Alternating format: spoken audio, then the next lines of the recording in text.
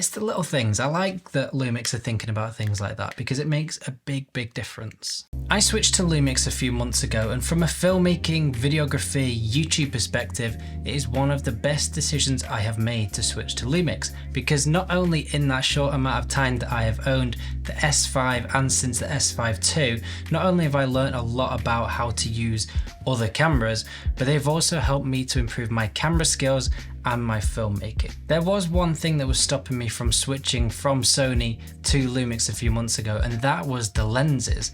I wasn't that keen on buying the S5 with the kit lens, because kit lenses, they don't tend to be great. They tend to be quite cheap and tacky, and the image quality suffers very badly usually. But honestly, this little lens here, the Lumix 20 to 60mm f3.5 to 5.6 kit lens, is probably one of the biggest reasons that switching to Lumix has helped me to improve my filmmaking skills in the short amount of time that I've had a Lumix camera. Now, I'm not going to go into all the details and tech specs about this lens and how sharp it is in the corners and chromatic aberration and all of that, because I don't know enough about that. I just want to talk about real life use and how this lens works for me. So at first it might seem like a little bit of an odd focal length for a zoom lens, but I don't think it's actually that bad at all. 20mm is wide enough for most things. You can vlog with it, it is great for landscape photography, and yes, at the wide end of the focal range you do notice those extra millimeters a lot more than when you are at 85 to 100mm, for example. 14 to 20 is a big difference. So if you are doing things like real estate photography, you might want to invest in a 16 or a 14mm.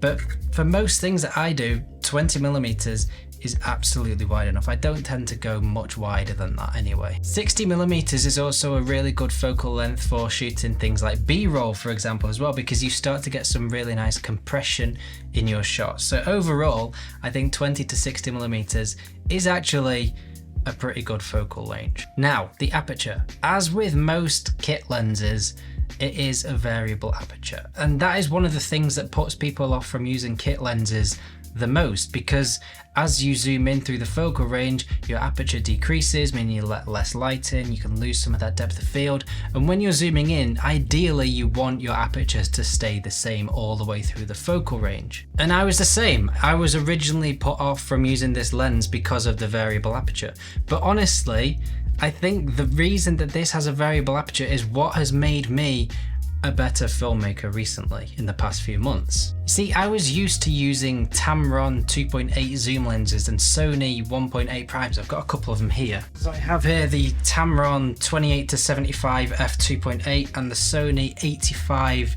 f1.8 prime, and these are great lenses.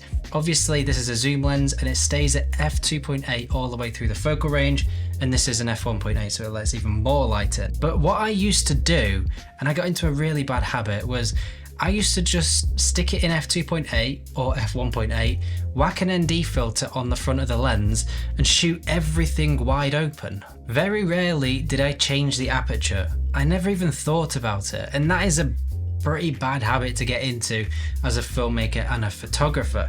So when I started using this and I had to start thinking about the aperture I was using, I ended up thinking about my shots more, thinking about how to light the scene better, and actually thinking about what I was doing with the camera instead of just sticking an ND filter on, changing the filter and hoping for the best. But I think when you have lenses like these that are f1.8, 1.4 or even 1.2 and standard aperture through the whole focal range, it becomes easy to say, this lens is a 1.4, I'm paying for a 1.4, I'm going to use it at 1.4.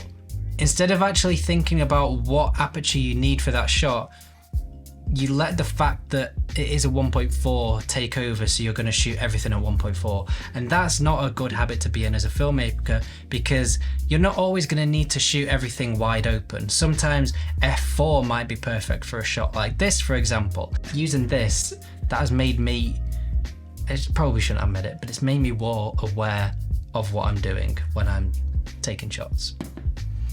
A little 300 quid lens has made me do that. It's mad. I shot this whole sequence in one of my previous videos with the 20 to 60mm 3.5 to 5.6 kit lens, and it looks great. Now, I'm not saying that this is the only lens you'll need, because it is definitely not. You will find yourself needing something maybe a little bit wider at 1.8, or maybe something with a little bit more reach than 60mm. But I'm just saying that the variable aperture and the 20 to 60mm focal range is really not as bad as it first seems. This is a very, very impressive little kit lens. You've got to think as well that if you're getting great results from it, the footage looks good, and most importantly, when you're making videos, that the story of your video is good enough, people aren't going to be worried about what lens you use to shoot. It is a really, really great cheap lens, probably the best kit lens out there, and it is definitely worth having in your bag. A few other quick things about this lens as well. It is dust and weather sealed, so down where it extends it is sealed, and also around the connector part. What do you call that bit? I'll call it the connector part. You have a rubber seal around there. You'd be surprised how many cheaper lenses don't actually have that. Probably should be standard on most lenses, but this one has it, which is great. It's so light as well, which means that you can travel with it easily, stick it in your bag, and it's not going to be weighing you down at all. And as well, the size of it, look at the size of it, it's absolutely tiny. This is the Tamron 28 to 75, and this is the 20 to 60, and look at the size difference between the two. So yes, that is got more reach in it, but look at that. It's so cheap as well. It's like 400 quid brand new. You can get it in a bundle with the S5 or the S5 too, so you effectively get it for free. If you wanted a second hand one because you've not already got one, you can get one for like 150 quid, which means that if you do break it while you're out traveling, it's at the bottom of your camera bag, it falls out, or you drop it down a mountain or something like that, it's not going to break the bank. It's not the end of the world, because it's nice and cheap to replace. And as I mentioned with all the f1.8 prime lenses, they're about the same weight and size, so if you stick them on a gimbal, they also have the same 67mm thread, which means you can just have the same filters and not have to worry about buying different sizes and step-up rings, because they all fit on all the lenses. It's the little things. I like that Lumix are thinking about things like that, because it makes a big, big difference. And one final thing about this lens, there isn't any image stabilization built into the lens itself. However, chances are you will probably be using it with the S5 or the S5 II. And if you are, the Ibis in those cameras, especially in the S5 II now, the Ibis is incredible, and you won't find yourself needing image stabilization in the lens. I have got some incredible results using just the Ibis in the S5 II and the S5 with this lens. It really doesn't matter, and you won't have a problem with it at all. So overall, I think this is a very impressive, cheap little kit lens, and it is definitely worth having in your camera bag.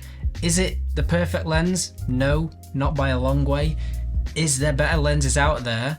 Of course there are, but I think this is definitely worth having in your camera bag just as a backup, if nothing else, because it's purely for the fact it's so cheap and so light, and you're not going to notice it in your camera bag. And I wouldn't let the fact that it is a variable aperture and a bit of a strange focal length put you off it at all. So I hope you enjoyed this video on a Lumix 20 to 60 variable aperture kit lens and found something useful from it. If you did, give this video a thumbs up and hit the subscribe button. It is massively appreciated, as it helps out way more than you think.